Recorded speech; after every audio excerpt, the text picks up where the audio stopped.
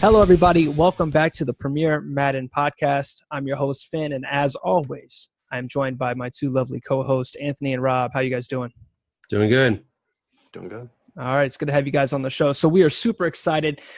This is going to be our fifth episode, and that makes us officially Spotify official. So you can now find our podcast on Spotify as well as iTunes and Google Play and whatever podcasting application you use. This week we are joined by Dan Hatman. Dan Hatman is a veteran within the NFL business. He was a intern for the New York Giants scouting.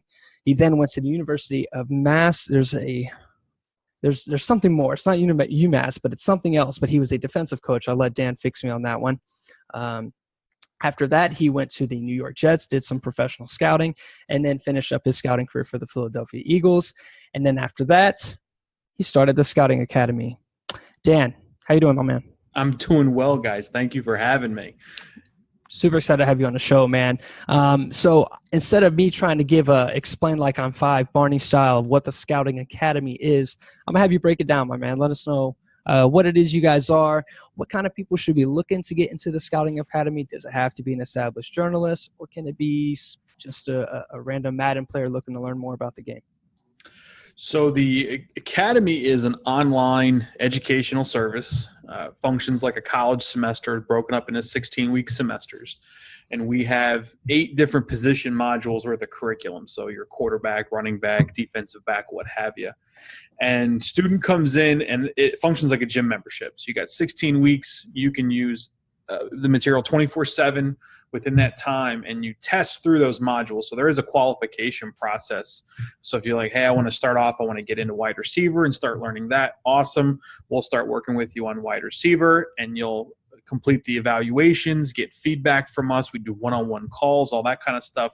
And then we make sure that you have that foundational level of not just insight, but the ability to then communicate your findings. We find that's one of the biggest differentiators, is not necessarily having the thought in your head. In most of our spaces, if you're doing any sort of content or analysis, obviously if you're providing that to an NFL GM or the public at large, getting the mental picture that's in your head out and over to somebody else is really the differentiator. So we help you work through that process, and then obviously look to get you qualified in all 8. And you asked about what kind of people. That's been, I think, my most exciting part, is we've had literally people from all walks of life, ages, backgrounds, countries. You know, we've had people from the Czech Republic take the class, from Brazil. We've had people that have never put pads on before in their life, people that played in the National Football League. My favorite story is we had a 62-year-old pediatric surgeon based out of, I believe, state of Georgia. And he just wanted to be smarter than his sons on Sunday. So he wanted to get coached up so that he could sit down and watch film or watch the game with his kids on the weekend and be the smartest guy in the room. He was a total blast to work with. Had a great time there. And obviously many of the people that come in, I would say the vast majority, are looking for some sort of career. Again, maybe it's media analysis, and we've had a number of people go on to content-based careers. Obviously, some looking for professional scouting opportunities, NFL, CFL, Alliance of American Football. I anticipate having some of our guys go there. The college ranks.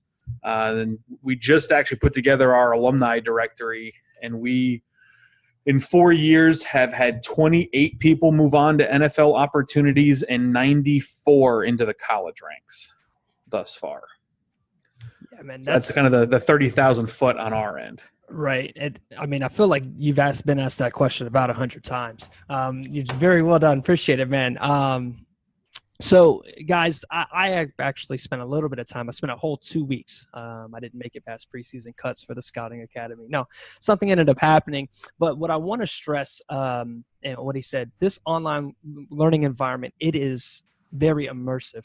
And it is definitely, I mean, once you hit it and you hit the ground running, you know, you're going to get a lot of content. So I guess my question to you is, with the 8 modules, is there kind of a recommendation how many position groups people tackle based on knowledge? You guys normally say just, you know, maybe 2 position groups, or maybe a broad set of all 8. How do you, I guess, what would you say is the best approach to maybe your first time around the academy? The average in terms of people working through modules their first time through is 3. And a lot of it's based on just trying to format reports for the first time. And again, get your thoughts out in a clear and concise manner. But we have had a student finish all 8 in one semester. I mean, there's no restrictions to how fast you can move through it, but there is a qualification process. Like if you send in work that's not up to par, I'm going to sit down, provide you with feedback on, here's questions I would have, here's things that you should tackle, and then send you back to continue to polish. And we'll work through that as many stages are necessary for you to consider all the different factors, analyze them, assess them, communicate them, and ultimately work towards that level of qualification. But the big thing I try to tell people is, if you're truly trying to do this work, and content space is no different from in hours and a lifestyle perspective, those guys are grinding as well. But if you're looking to get into this space, you're going to have to dedicate time to it, and you're going to be competing against people who will have that time and are putting in that time. So we built our class in a similar manner. This is not a stop by once a week, maybe come by once a month, pick up the book when you feel like it type class. And this is a get in, let's go, let's spend the next 4 months doing as much as humanly possible to build up your acumen and get you ready to go. And so we tell people you got to have at least 10 hours a week. Now you can set up those hours. You can choose to do 10 hours all day on Saturday, or 2 hours every morning, or 2 hours every night, or however the heck you want to do it. That's up to you. But try to have that time available to you, because you'll be disappointed if you don't. And we don't want people finishing the process being frustrated that they didn't get a lot out of it. And so, like, so I try to tell people up front, like, make sure you have this time, in your mind blocked off on how you want to strategize it. Otherwise, wait for a semester where that time's available to you. Right. Anthony, Rob, you guys got any questions? Do we want to jump into the Madden stuff, or we want to continue to talk about? If you got anything for the academy, one more trailer note I want to throw in the academy, guys. If you're questioning whether or not you already have a lot of the knowledge available, just head right on over to Twitter to go look at Veteran Scout on Twitter. Go look at anybody that Inside the Pylon over on Twitter, and just look at all the tremendous content they put out, whether it be articles, whether it be quick little videos and scouting breakdowns. They really give these guys the tools necessary to really not only the knowledge of the game, but like Dan said, to kind of put it into words. In Twitter, you only have 140 characters. So these guys are definitely learning how to put out what they're trying to say and what they're seeing in these athletes. And it's really informational around this time in the preseason, because those little things are going to be the difference between a guy making the 53 or not. If we want to progress in the Madden, I guess my question to you, Dan, is what are some of your experiences with Madden, man? How far back have you played? Are you playing currently today? Give us the rundown. Well, I got into Madden when I was finally able to afford my first PlayStation 2. So I didn't get my first gaming station until I was in college. So it was 2003 when I was able to pick up my first version of Madden. The one I remember the most is 2005. Ray Lewis cover action there. Spent a lot of time with that one, and was a pretty consistent player in that. For me, the personnel side always took a little more time for me than the actual playing side. I really liked trying to construct. In fact, I bought that head coach game they put out that one year, which was atrocious, and tried that thing out. But that part of it was always enticing to me. And so, I was a pretty consistent player up until, I guess it'd have to be probably 2009 or so, when I went to UMass and actually started coaching. And I was coaching defense at the time. And the time I had obviously invested in coaching, I was also going to grad school as a GA there. And I had a TA classes to cover my tuition. So time definitely wasn't of the essence, but it also changed. Like when I went back to it after that period of time and tried to play, it was hard to enjoy it the same way. I'd seen some things on defense and how they'd be set up and what guys would be taught to do and the fundamentals of it. And then you call a defense anticipating you're going to take away certain things, and the players would go haywire, do whatever the hell they wanted, and this level of frustration would set in. Like, well, god damn it! Like, I wanted him to do this. Like, why isn't he doing that? Right. And it definitely took a little shine off the apple. on at that point. And then definitely as I went for the Jets and then the Eagles and now with this, no time available. I've had three little boys that have a kid each of the last 3 years. So no, no, there's no time available right now. So I'm a little bit behind on how they've progressed since that time. Gotcha. Anthony, you got any Madden questions for him? Yeah, you played the head coach version. Did you see anything from that was reflective? Because they had a more in-depth scouting and coaching standpoint, even though the gameplay was awful because there wasn't really any gameplay. It was just you call the plays and you sit there and watch it be executed. Was there anything from that game that you remember that could be implemented in Madden today that is very realistic or that you felt like was a genuine experience from the head coach edition? I think the part that's probably the hardest to capture is that player development process.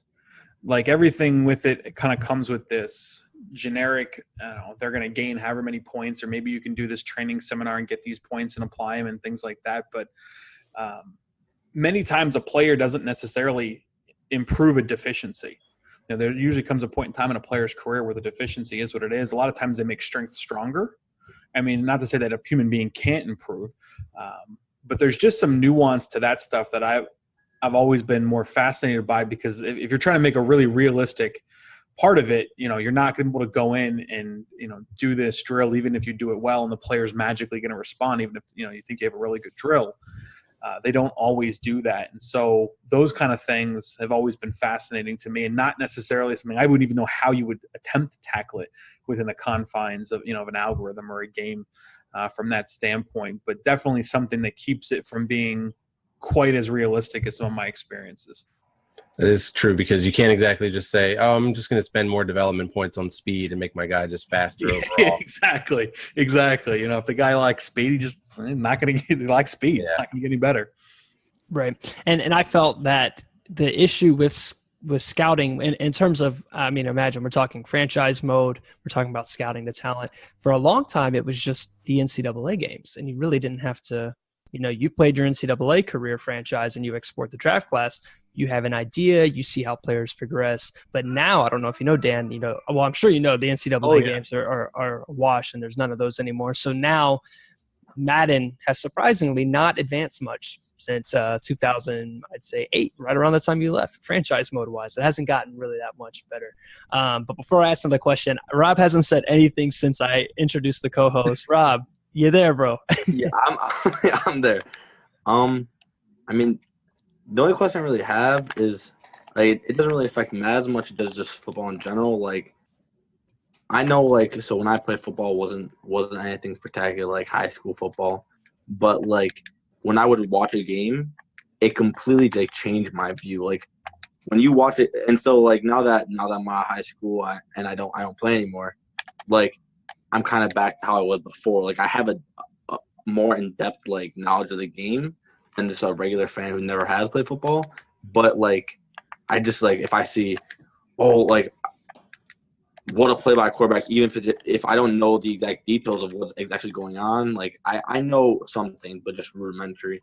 Like how does that, when you watch a game, like can you watch it just like a spectator now, or it's almost like your scout 24/7? Like how's that affect just watching a game, even if it's like Madden? It's really hard at this point to just kind of turn back in and watch it as a fan. Like I certainly enjoy the game. In fact, like I grew up, I was rooting for the Packers. Like I like Brett Favre. I like to watch him play football. So, but once you go take that first check from team 1, and then there's team 2, and then there's team 3, you turn into a mercenary, right? You know, football becomes a job function as opposed to what I do with my friends on the weekend. And so, you know, after kind of coming out of that realm and, you know, certainly having people that I've connected with or taught or what have you all over the league, like my rooting interest, you know, can vary depending on how those guys are situated. Like I'm just rooting for a good game. Like my ideal scenario is like an 8-8 across the board. Like if every team finished 8-8 and every game was competitive, like for me as a football fan, like that sounds awesome. But obviously from each team's fan would be completely frustrated by that. So it's definitely different. And I spend more time than I probably care to admit like, breaking something down, finding an interesting matchup that's going to catch my eye in that particular game, or, a player that maybe has had some question marks in the past in terms of will they turn, can they get better here? How will they perform in this situation? And watching them execute to see if they're actually able to do those kind of things. Totally get caught up in that stuff all the time. Have you seen the player archetypes that they introduced this year in Madden, and about how accurate do you think those are? Are they missing any? Do you guys use those? Are those like a common sort of placement that you give on players, or do you sort of use more general topics and phrases for them? So I got to plead ignorance on this one. I don't know, but now I'm fascinated. So I'm definitely going to have to jump off this at some point. It's pretty simple things like for defensive ends, they have speed rushers like a Randy Gregory. Sorry, I'm a Cowboys fan, so he was the first guy that came to my mind. Or or run stopping defensive ends, and you can kind of alternate those based on your scheme. You have your possession receiver, your speed, your deep threat, your scrambling quarterback, your pocket passer, stuff like that. No, I think that's definitely a step in the right direction. Trying to find buckets, right? That's all a lot of this stuff is trying to find a label or a bucket to put a guy in to help other people understand what you're talking about. And so that stuff happens all the time in the evaluation side of things, regardless of where you're at.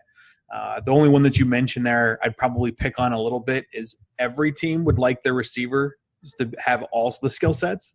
Yeah. That if you could get a guy that was speed and possession, you'd do it. It just usually doesn't manifest that way. Again, if you could get a speed rusher who can also play run defense, you definitely do it. Again, those guys don't always appear. So I like the idea of having those categories to help you set up maybe how you want to put guys and deploy guys out there, because that's a huge piece of how you're ultimately setting up your projection, right? That's what we do is I'm going to watch a guy play football, and then I'm going to sit down and project him to a position, a role, and a value, what I think he's going to be moving forward. So I think this guy, can line up at the X. I think he can work these areas of the field. I think he can attack these coverages. I think if he was in these kind of systems, it might be beneficial for him. And if he continues to work on X, Y, and Z and improve those areas, I think he might really be something. I mean, those are the kind of things that we're usually talking about and saying when we're looking at a player. Right.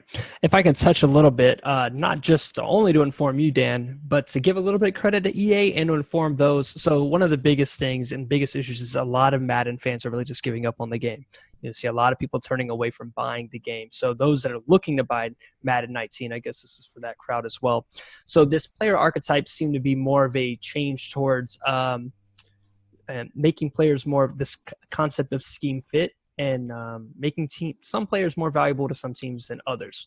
Whereas in the past, a player, they play, they gain XP, and then from there you can pick whatever stat. If you want to just boost some guy's block shedding ability, go right ahead. You don't have to touch anything else. He only gets better at block shedding. You can kind of build players that way to whatever you need very quickly.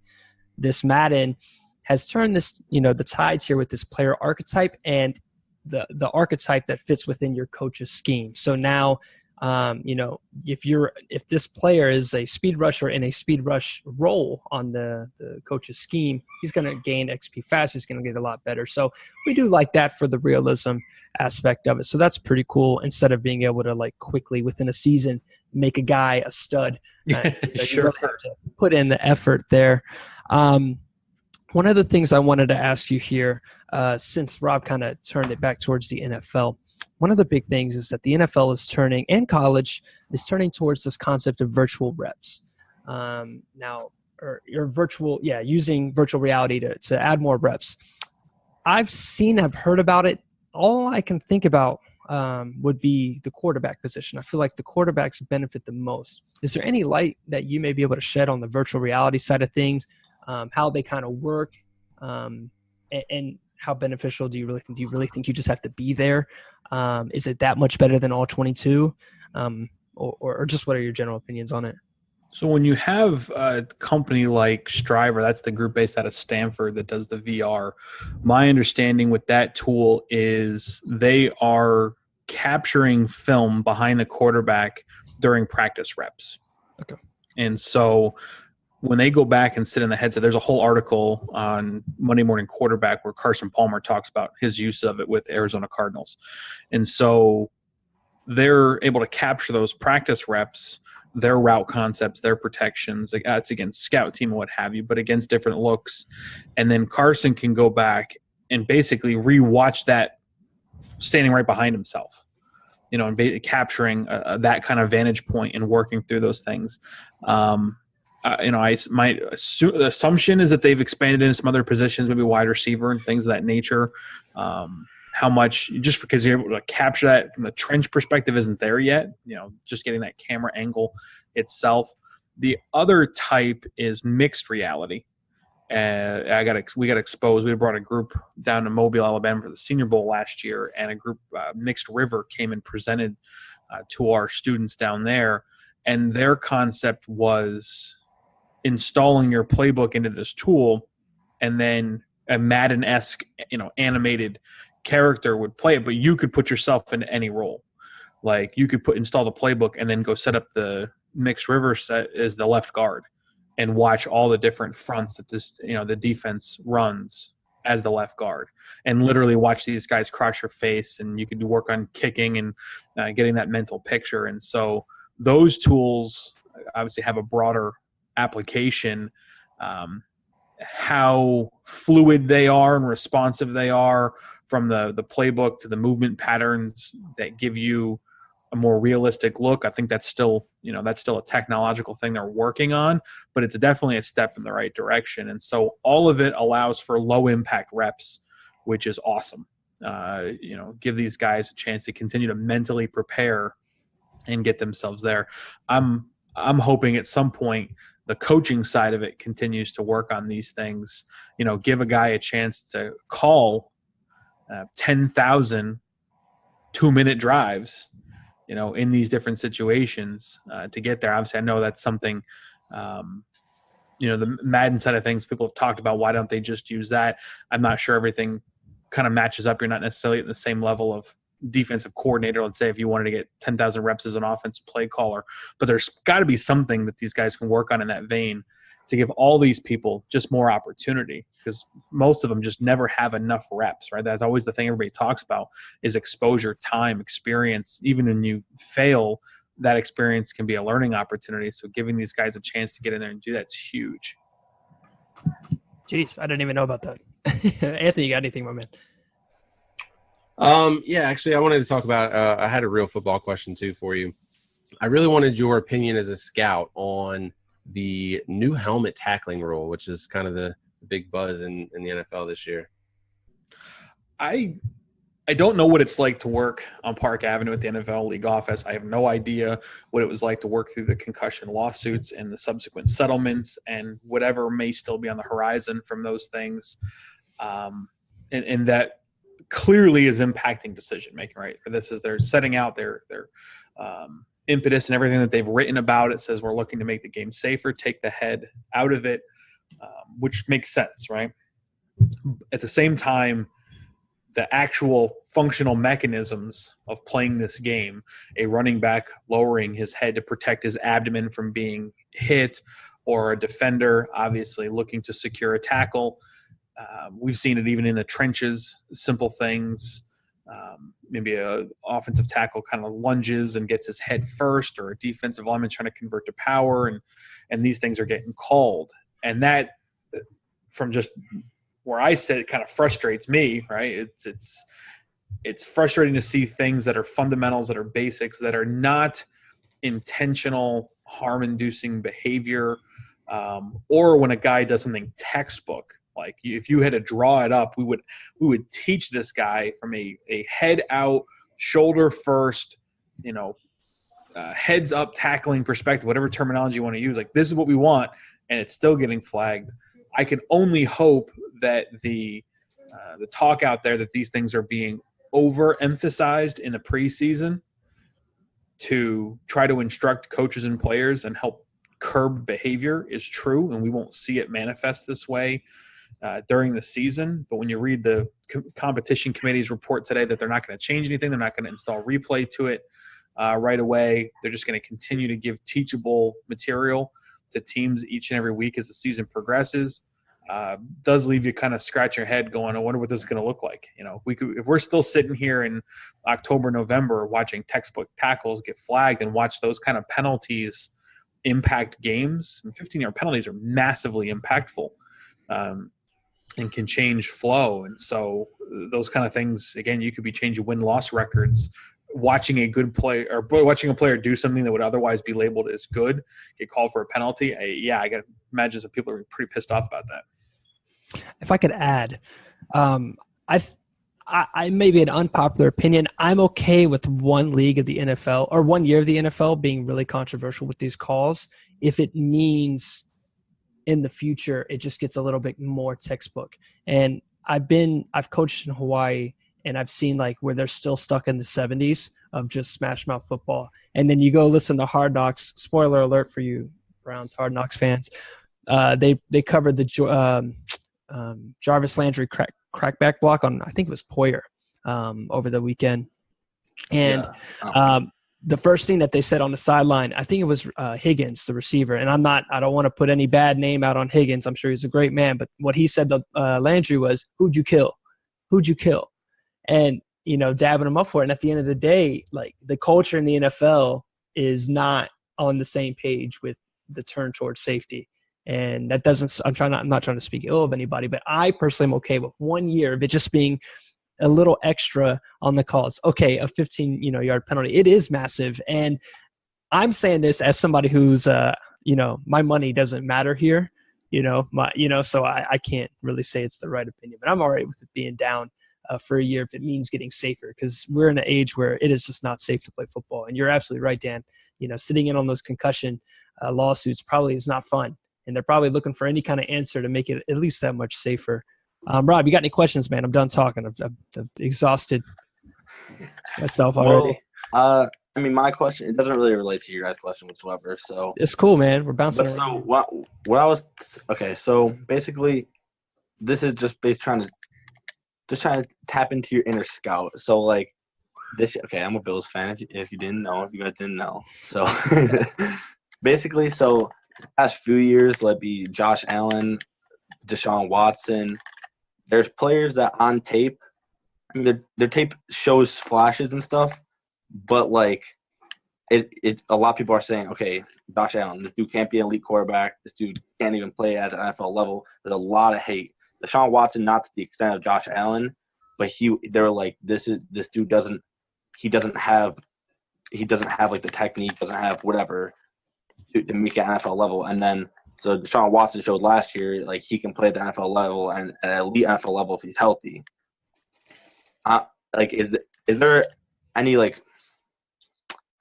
is there a difference when you see a player on film, in your experience at least? When you see a player on film and then you see a player in real life, like you can see like, okay, yeah, this dude's for real.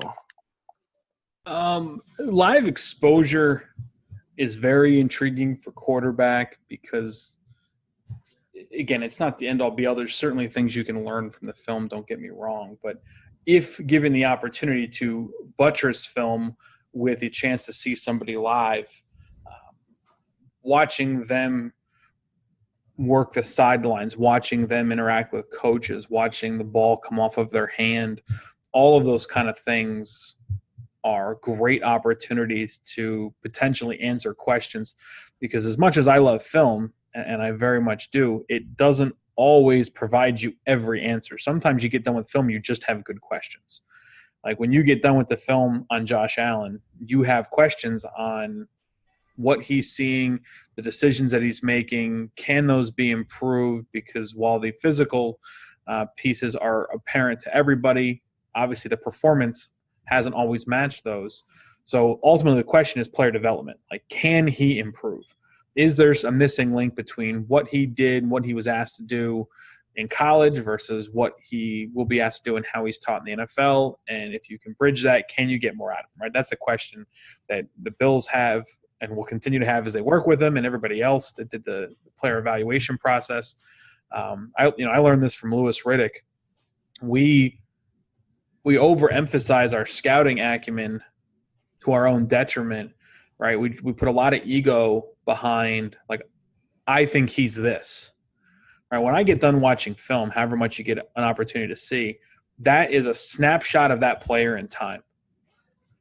And it will help me predict future outcomes, but in and of itself, it will not predict future outcomes.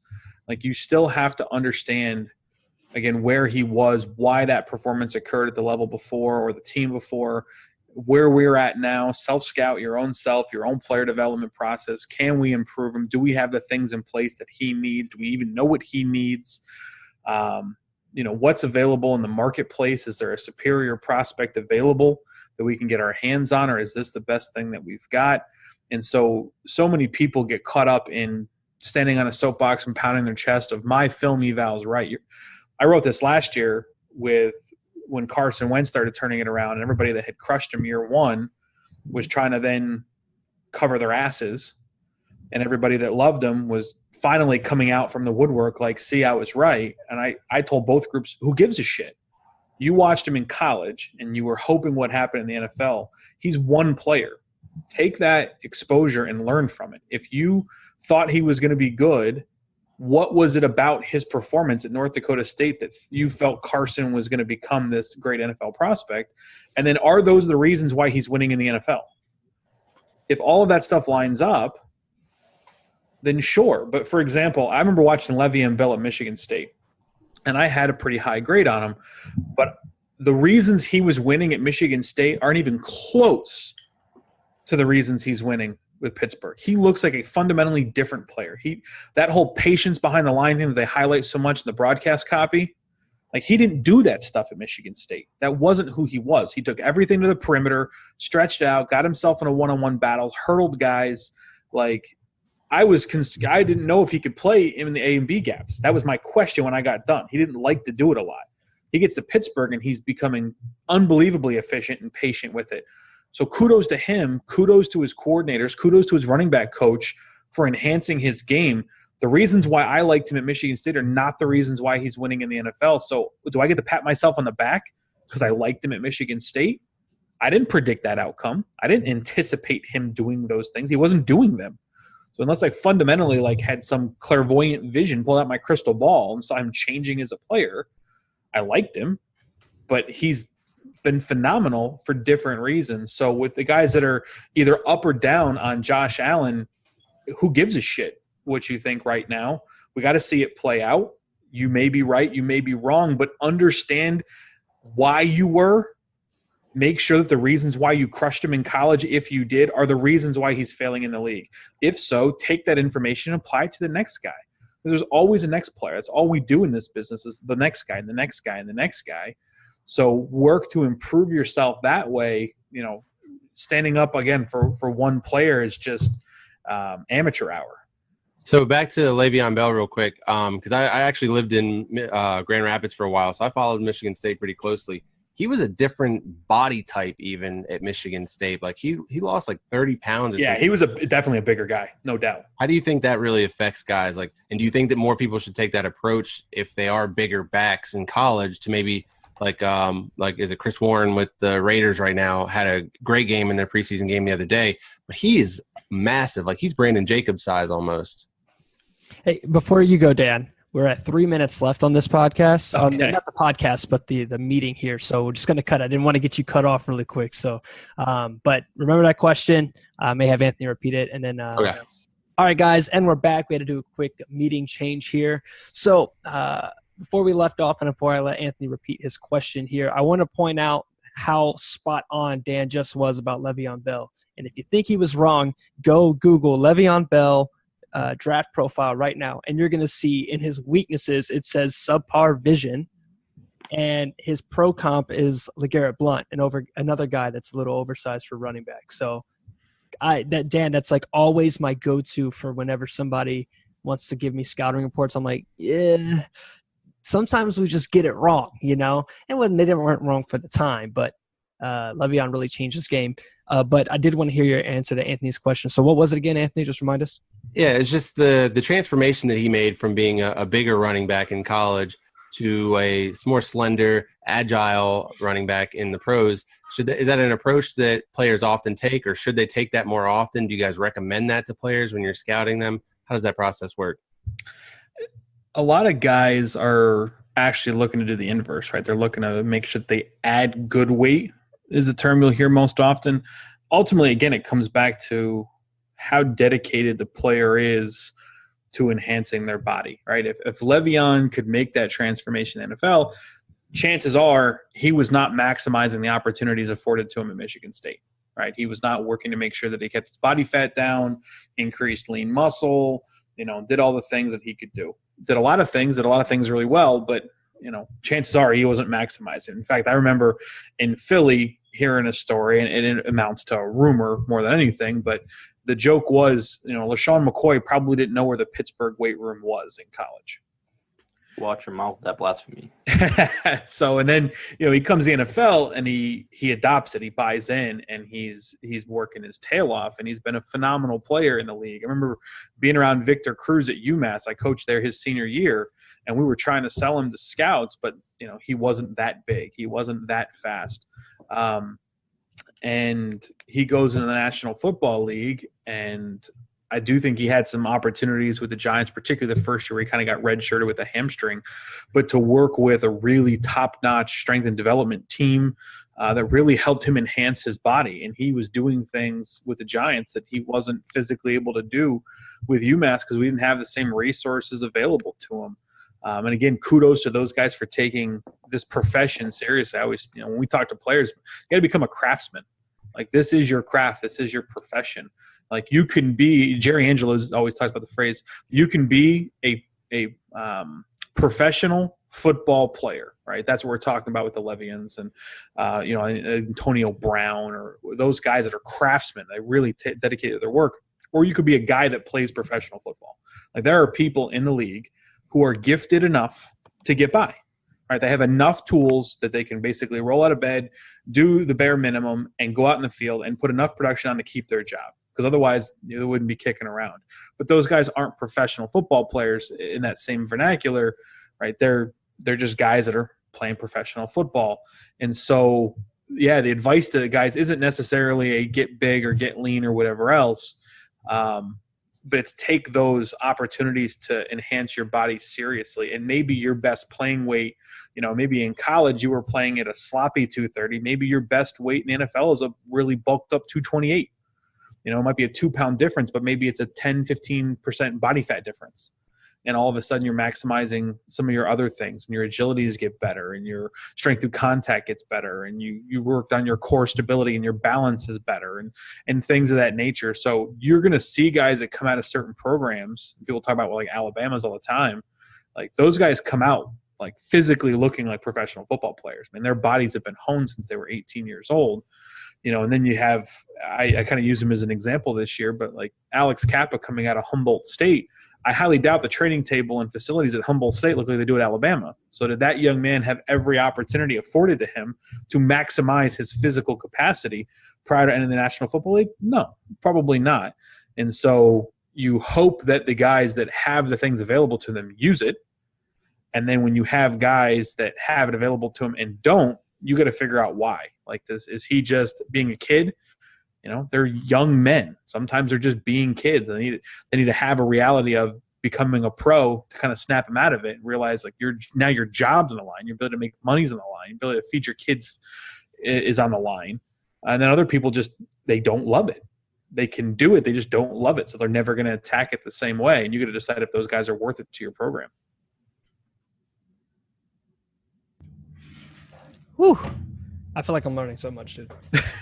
and I don't want you to feel bad for not being a Madden podcast. This was not intended to be Madden specific. This has been great information. Rob, you got any more questions for Dan here? I mean, off the top of my head, I have learned so much. I have learned more today than I have in the past week. Well, I'm glad to provide that. It's been a phenomenal. I like hearing it through this lens and kind of having to think about it.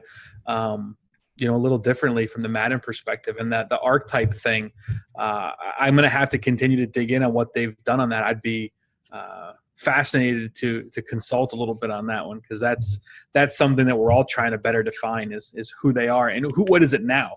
Like, I get upset when some of our students will still use the traditional 3-4 versus 4-3, because the league's all nickel and it's all one gap nickel. And so it doesn't really make a damn difference anymore for most teams. You know, that was the whole thing when Joey Bosa got drafted 3rd overall by the Chargers. Everyone was scratching their head. Well, how the hell can a 3-4 team play this guy at end? He doesn't look like a typical 3-4 end. Well, then nobody has a typical 3-4 end. You don't know, you can't play those guys.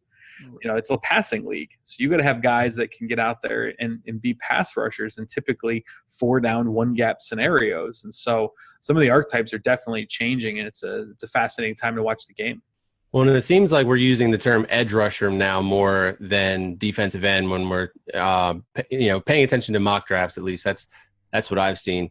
I think the guys, as you mentioned the archetypes of kind of the speed rusher versus run defender. Yeah. I almost feel like that's kind of where the vernacular has gone. Like, is this guy a rusher or is he an end?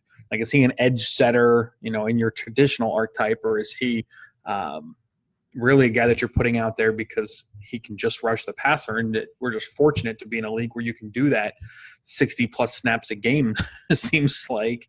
And give those guys those kind of opportunities who used to just be role players, right? You used to just be a role player. If I could only put it out to pass rush, you'd get 10, 15 snaps as the third guy. And now all of a sudden those guys are the primary players, and you're giving him a breather by putting in the more traditional defensive end who maybe does a little better job stopping the run. Do you pay attention to Pro Football Focus?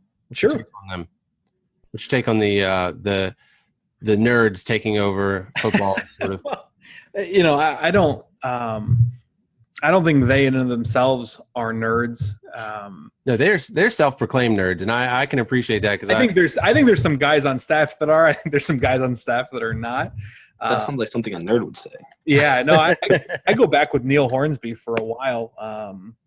We've been talking for years, and so I've always appreciated what the data set can do for efficiency. I always use this example when I get this question. Like, if I'm watching a receiver and I feel like my eyes are telling me that this guy has an issue with drops, maybe I got a chance to watch 5 games, right? There's a inefficiency in that the staffing's not big enough for me to sit down and watch a guy all of 3 straight seasons in order to make my valuation. Like, many times I'm going to be in a 5-game look. And so if my eyes are telling me that I think he's got this issue over the course of these 5 games, I can go use that data set. And there's similar ones from Sports Info Solutions or Sports Radar, Stats Inc., or what have you. They're all doing comparable work. There's definitely some differences, but it work in a similar capacity. All that stuff can get ported right in your video system. And now all of a sudden I can just I want all of the times he was targeted. And I can use a target tape and filter down, or even some of the data sets might get me two drop passes, and I can now just watch those. I can watch all his drop passes over the last 3 years and determine what the issue is. Now, then I have to use my eyes and figure out, is the issue tracking over his shoulder? Is the issue looking into sunlight? Is the issue anticipating contact? Is the issue being on the move out in front of him? Is the issue above his head? Is the issue below his waist? There are things that you then have to use the film to continue to refine. So I don't think it's an end point. I think it's a discussion point. It should be a way to gain efficiency in the process. I don't know why you'd look away from things that, again, could help you remove opportunities for human error. That's my big phrase. Like, I don't think the people in the league are lazy, and I don't think they're dumb universally. So if they're not lazy and they're not dumb, why is there error? Usually because we just don't get opportunities for error out of our way. And subjectivity and ego and bias are allowed to creep in. And if you have things systematically to help you limit that and weed that out, then that film evaluation, those tried and true principles that we've all been taught, should be allowed to flourish if you removed opportunity for human error. Wow. Anthony, you said you had a game. Well, real quick, sorry, I know I'm dragging this out, but the reason I brought up PFF is because I wanted to segue into your take on mock drafts, because their mock draft last year, I don't know if you saw it, but I've always kind of looked at their mock drafts and been like, yeah, you guys are with the numbers guys, but leave like the mock drafting to the other guys. I consider myself kind of a amateur mock drafter. Like, it's one of my favorite hobbies to do in the early spring, and I ignored their mock drafts and almost used it as that's the PFF's mock draft. I don't know if you saw it, but they actually had Baker Mayfield going number 1 from day 1. Like, their first sort of official mock draft had Baker Mayfield. So that kind of blew my mind that they were able to anticipate something like that. Like, it was one of those players that we all kind of liked, and everybody saw him as like a a character, and he was the people's choice type of player, but he wasn't viewed as, everyone kind of looked at him as the size. NFL teams are not going to look over that size and draft him number 1 overall. So I was just kind of wondering what your thoughts on that were. My guess is if it wasn't Cleveland, he wouldn't have been the first, and it's not a knock on him. I just think that you have a group with John Dorsey and Scott McLuhan and Alonzo Highsmith and Elliott Wolf and those guys who were around a player like Brett. And you just kept – I mean, Scott was probably the most vocal about it, but those guys kept talking about, like, this player reminds us of Brett Favre. And so the PFF's thing was based on their rankings, right? He was their most efficient quarterback in all of their metrics. So he was going to be number 1, whoever it was. I think the reason why it matched up is his comp to Cleveland was a player that they're very high on. And the two things just matched up. If I don't know, let's throw a team out there. If the Jets had number 1, I don't know if you see the same, matching of the board from PFF matching the result in the draft, because obviously their objective is not to, at least from my recollection of when they introduced their mocks, it was not to predict outcomes. It was kind of what we would do if we were in those team shoes.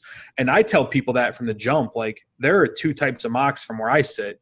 There are the people out there who are trying to predict outcomes. Like, I know we give the guys from ESPN, and I've done that before myself. Like, they're trying to predict outcomes and give fans insight into what draft night might be like, hearing from the team sources. And so that's a whole different ballgame than doing your own evaluations and trying to determine if I were the GM. Like, I did one this year, I think it was the day before, and I used our scouts at Inside the Pylon. They did all their work. We graded 600 players, and then I used that board to do what Dan Hatman would do as the GM of these teams using this board type scenario. So yeah, I think there's, like I said, 2 different sides to those kind of deals. Cool. All right, so I won't hold you any longer. We'll get to this game real quick that I just kind of came up with on the fly here. Is there a position, real quick to lead it off with a question, is there a position that you feel like you are more accurate at successfully scouting players at, and do you think that that certain people are just tend to be more accurate at certain positions, or is it just a you know what you know type of thing? You you teed me up. It's like we didn't talk about this beforehand, so I love it. I am counterculture to the NFL in that I'm not convinced that tasking each scout with evaluating every possible player at every possible position achieves best result. I think that scouts over time are going to have positions they're better at. For me, it's defensive line. Nice. And so I would be much more confident, or not what would be, I am much more confident in my predictions on defensive line than I am on quarterback. So Nick Bosa or Ed Oliver next year? Who do you think? I have not gotten into it. I don't do that till the Senior Bowl. I got to keep my 2 different hats on. So I go NFL all fall, and I'll do that in the spring. I got you. From the clips I've seen, holy crap, yay! Yeah. For having a bad defensive line draft, in my opinion, last year, I'm very excited about what we have. This is definitely your Christmas coming up if you're no doubt. Although those guys are not hard to evaluate. I always joke about that too. Like, my grandmother could tell you Calvin Johnson looks different. Like, there's no scouting acumen involved in that whatsoever. So anybody that's telling me Ed Oliver is good, I'm going, yeah, no shit. Like, what's next? Like, who else is good? That's the part that'll be intriguing to me. It's that process moves into the springtime. We've got some months ahead on that one. But yeah, I think everybody might be a little better suited if they figured out and found some objective rationale behind what they're good at and then started leveraging that in the process. So speaking of the defensive lines in college this year, sorry, I'm on another tangent here, but Clemson is looking at their entire defensive line getting drafted this year, all 4 guys. How does that affect scouting when, you have such a dominant group like that? Because especially defensive line, because you can't double team everybody. And so when you have a dominant guy like Aaron Donald, creates more opportunities for other players along his defensive line because more attention gets paid towards him. So how does that factor in with the scouting? Because last year, Bradley Chubb was a prime example of that too. His entire defensive line was really, really solid. So I kind of looked at that as time NC State did that. They did that with Mario Williams here. Yeah. So I kind of looked at that as I wasn't sure. It's hard. You have to take that with a grain of rice. Is it a reflection on that one individual player elevating his teammates, or is it him just being the best of a really good crop? I think it's a wonderful question, and I think it has to be approached in the process. I'm not sure there's a universal answer to it from the standpoint of that's a case study, right? I think evaluation ends up being more case study than it does like overall overarching principles that you can always apply. If I'm seeing that many guys in a unit like defensive line, knowing how difficult it can be for an offensive line to hold up in protection against one, even two good rushers. So to have 4 NFL players playing on a college line when a lot of those offensive lines may not have a single NFL player on them leads to certain advantages. And so, yes, you have to try to figure out, is this player's performance the result of their individual contribution, or were they schemed or situationally provided other advantages that you need to take into account? I think Chubb's ability in and of himself stood apart. I do wonder how those other guys will continue to learn and grow. They had a great defensive line coach. I think his last name was Nielsen, went to the Saints here recently. So they were brought up with a guy that was very competent in his role. And so they had a lot of good coaching. So I wonder on those developmental curves for the other guys, like if there's still a massive ceiling or if they are kind of what they are. And that'll be something that'll have to play out over the course of the next couple of years. But I think it was a great point to bring up. Like when you're going into that, you have to look at what's happening around the player. Like who do they have next to them? Who do they have behind them? Do those things matter? If they've got, if you were the Jacksonville Jaguars and you've got A.J. Bouye and Jalen Ramsey and those safeties and Aaron Colvin in the secondary last year, and what those guys are able to do from a coverage perspective gives the quarterback less windows to get the ball out quickly, thus giving the pass rushers more time. They're codependent. They help each other. And so, not to diminish those pass rushers, I think they've got a great group, but that group's aided by the group behind them, and vice versa. Knowing that rush is going to get home allows those corners to be more aggressive. They don't have to worry about holding up for the additional second that other corners might have to, because that team doesn't have a pass rush in front of them. And so you're constantly trying to split hairs and determine, again, individual performance. What did this guy do that change the outcome of this play? Awesome. All right. I don't want to take any more of your time, so let's jump into this game here. The position that I feel as a couch scout that I feel the most comfortable, and I feel like I've got a decent track record as far as guys in my mental notes that I was like, hey, yeah, that guy's going to be good, is quarterback. Obviously, I think that's an easy one for people at home to sort of scout. And let's be honest, it's everyone's favorite position typically, or it's the glamour position in the league. I want to run down. I have created a list here of a bunch of just sort of random names, mostly from recent drafts, a couple old school guys in there too. And I just wanted to go down the list. And obviously we're not going to go and, fact check you and see how you truly view these guys coming into the draft. But I want to know if you had to bet the house and use a number 1 overall pick, or use a top pick at least, on one of these quarterbacks before the draft or after the draft, whichever one you feel like, just an overall opinion of how you felt about these guys going into the draft. You feel like you are ready to be put on the spot like that? I can do the last 3 classes probably with that. Okay. Let me cross off some old school guys then here. He's got Michael Vick. No, that would have been a good I wasn't doing college evals when some of those guys came. Okay. Let me cross these old school guys off. All right. Tim Tebow. I actually just spontaneously added Tim Tebow just a second ago. I'm a guru, all right. and I know it all. All right, here we go. You ready? Yes. Deshaun Watson. Top quarterback that year. Nice. Johnny Manziel. It couldn't trust the off field.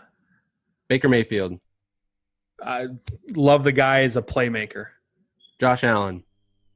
Very, very nervous if I didn't have a great quarterback coach. Go. Jared Goff. Was my top guy that year. Carson Wentz. Right a notch below. Those two is dependent on where they landed. Nice. Yeah, I had those as like a 1A and 1B. Yeah. Dak Prescott. Didn't see it. Didn't see what he's doing now at Mississippi State. Josh Dobbs. I heard wonderful things about the mental part. The on-field wasn't ideal. Paxton Lynch. Didn't like. Josh Rosen. Loved him. Patrick Mahomes.